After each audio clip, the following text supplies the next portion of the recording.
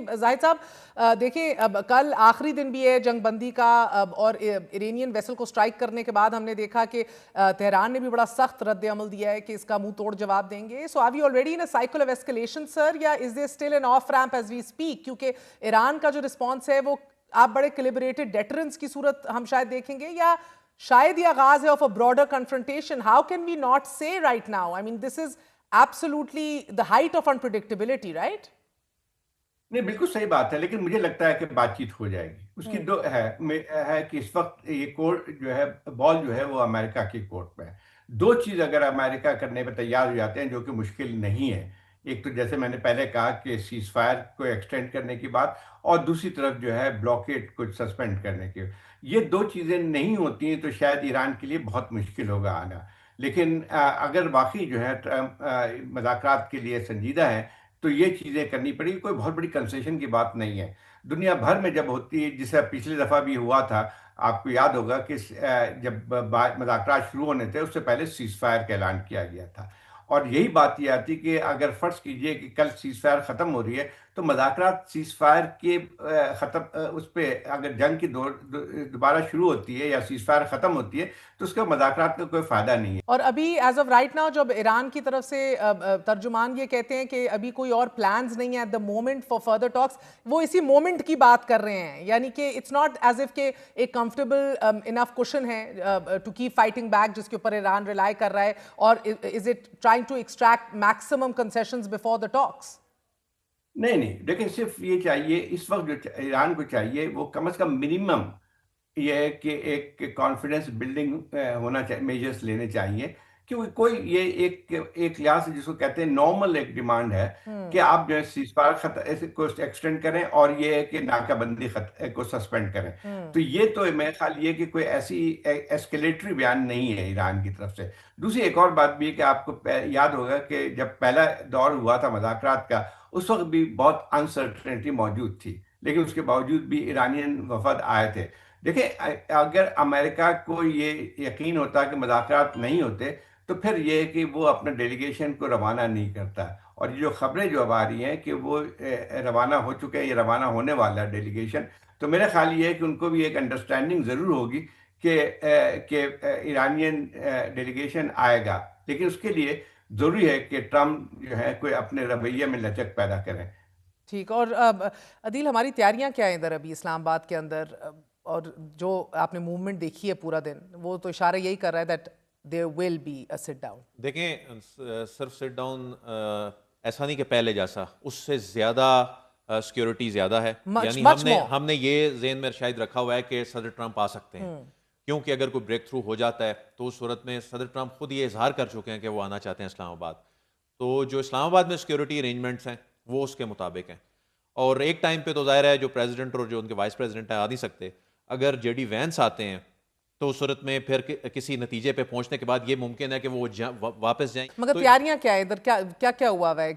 रास्ते बंद हैं? एक्सटेंडेड रेड जोन है, दो हिस्सों में इस्लामाबाद तकसीम है। एक एक्सटेंडेड रेड जोन है, और एक्सटेंडेड रेड जोन के अंदर कोई खास आम इस वक्त एंटर नहीं हो सकता। Iran does indeed decide not to come, क्या इसके नतायज होंगे? और अगर ऐसा हुआ तो मिलिटरीली अगर आप देखें डायनामिक्स को, मोस्ट लाइकली फिर नेक्स्ट स्टेप्स मिलिटरीली क्या हो सकते हैं? टारगेटेड रिटेलिएशन हम देखेंगे, प्रॉक्सी एक्टिविटी देखेंगे, और something even more direct possibly?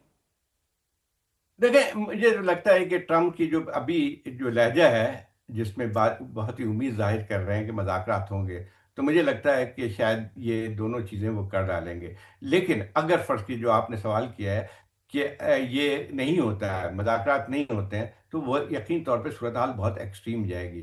और जो पहले धमकी देते रहे हैं कि सारे पावर प्लांट्स उसको उड़ा देंगे, और उसके साथ साथ इसमें तो एक जो और एस्केलेशन अगर होती है, तो जिसमें ये था कि ये बूट्स ऑन द ग्राउंड वाली बात भी की जा रही है, लेकिन ये इतनी आसान बात नहीं होगी। अमेरिकन भी, ट्रम्प भी ये जानते हैं कि जो 6 हफ्ते में जो कुछ नतज हासिल नहीं कर सके, वो मजीद एस्केलेशन के बाद वो नतज नहीं मिलेंगे।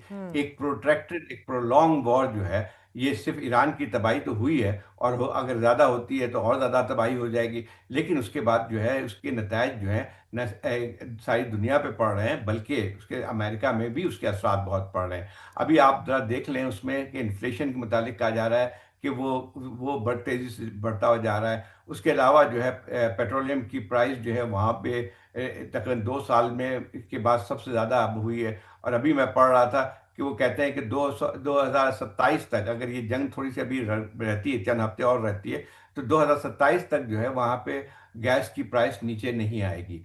अब ये तमाम चीज़ें जो हैं वो इफ़ेक्ट करती हैं। और इस वक्त एक और चीज़ ज़रा देख लें कि इस वक्त ट्रंप की जो ओपिनियन जो पोल्स हो रहे हैं मुख्तलिफ किस्म के, उसमें रेटिंग जो है लोएस्ट एवर है किसी भी प्रेसिडेंट के लिए सेकंड टर्म के लिए। सिर्फ 37% जो है अमेरिकन मेरे ख्याल इनके साथ हैं इस वक्त जंग में, और अक्सरियत से बहुत ज़्यादा जो है इसके मुखालिफ हैं। और ये देखें जैसे जैसे जंग अगर तूल होती है तो ये इसमें और ज़्यादा जो है इसमें गैर मकबूलियत इनकी ज़ाहिर होती चली जाएगी।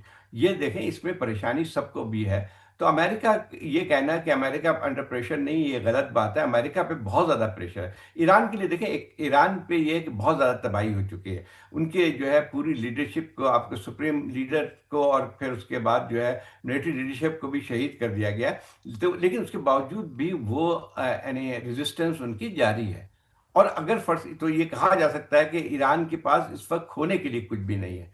और ज़्यादा तबाही होगी, और तबाही होने के बाद जो है वो ये नहीं मुमकिन हो सकता है उनको अभी भी अमेरिका को कि वो कोई डॉटेड लाइन पे साइन कर देंगे। ये खाम ख्याली है। मेरा ख्याल ये है कि शायद ट्रंप को यह उम्मीद थी कि इन तमाम एस्केलेशन के बाद, तमाम जो हमलों के बाद जो है ईरानियन शायद जो है वो निगोशिएटिंग टेबल पे आके बैठ जाएंगे, और वही जो चाहते हैं ट्रंप उसको वो दे देंगे। वो नहीं हुआ, पहली उसमें नहीं हुआ। और मेरा ख्याल ये है कि अगर वाकई सिंसियर होते इस वक्त बातचीत के उस पर, तो मेरा ख्याल ये कि पहले दौर में जो कुछ हुआ था वही काफ़ी था किसी भी एक लिहाज से एग्रीमेंट के लिए। अब देखना ये है कि अगर वो आप गोल पोस्ट को बढ़ाते जाते हैं, तो मेरा ख्याल ये है कि अमेरिका का बहुत बड़ा नुकसान होगा उसमें। एंड सर ये बताइएगा, अभी तक आपको गल्फ ममालिक जो हैं, are they preparing for containment, या आपको लग रहा है एस्केलेशन के हवाले से ब्रेस कर रहे हैं आप? नहीं, देखिए, एस्केलेशन किसी तौर पे किसी भी गल्फ कंट्री के लिए अच्छी बात नहीं होती। देखें, ये कतर की तरफ से, सऊदी अरेबिया की तरफ से, और मस्कत की तरफ से, ओमान की तरफ से जो है वाज़े तौर पे एक नुक्ता नज़र मौजूद है। अगर जो है जैसे यूएई और बहरीन और कुवैत में जो है उनका ये है कि ईरान को पूरी तरह कंटेन कर दिया जाए, तो मेरा ख्याल, लेकिन ये किसी के भी फायदे में नहीं है। इस वक्त देखें, पिछला जो भी रही है 6 हफ्ते की जंग, उसमें सबसे ज्यादा नुकसान जो है वो गल्फ कंट्रीज को पहुंचा है। सबसे ज्यादा अगर आप देखा जाए, डायरेक्ट उनको जो है वो यूएई की इकॉनमी के मुताबिक अभी आप देखें कि जो है वो तकरीबन जो है उसको इतना बड़ा धचका पहुंचा है कि उसको रिकवर